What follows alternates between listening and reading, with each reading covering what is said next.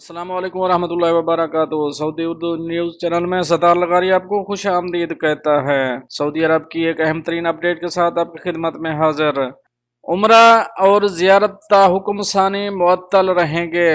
इसकी तफसील की तरफ जाने से पहले करूंगा एक रिक्वेस्ट, अगर मेरे चैनल में नए हैं तो प्लीज़ चैनल को सब्सक्राइब कर दें। अगर आपने ऑलरेडी सब्सक्राइब कर रखा है तो इसके लिए मैं आपका मशकूर हूं, और साथ बेल के आइकॉन पे भी क्लिक कर दें ताकि मेरी हर नए आने वाली वीडियो का आपको सबसे पहले नोटिफिकेशन मिल सके। अब चलते हैं न्यूज़ की तरफ।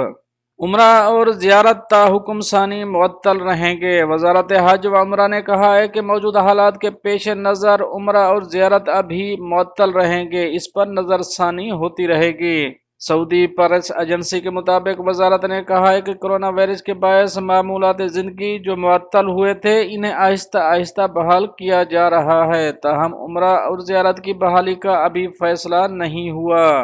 वजारत ने वाज़े किया कि आलमी वबा की सूरत हाल का जायजा लेने के लिए माहिरीन हर वक्त गौर कर रहे हैं। सूरत हाल जैसे ही बेहतर होगी तो इस पर मुनासिब फैसला किया जाएगा।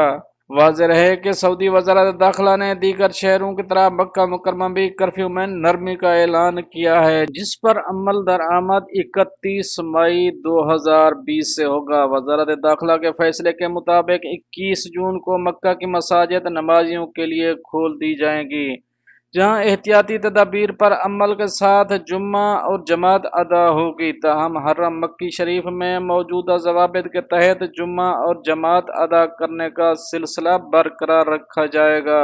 फ्रेंड, ये तो थी कुछ अहम अपडेट जो आप दोस्तों शेयर करी। मिलते हैं नेक्स्ट अपडेट के साथ नेक्स्ट वीडियो में, तब तक के लिए आपका भाई आपसे चाहेगा इजाज़त। अल्लाह हाफिज़।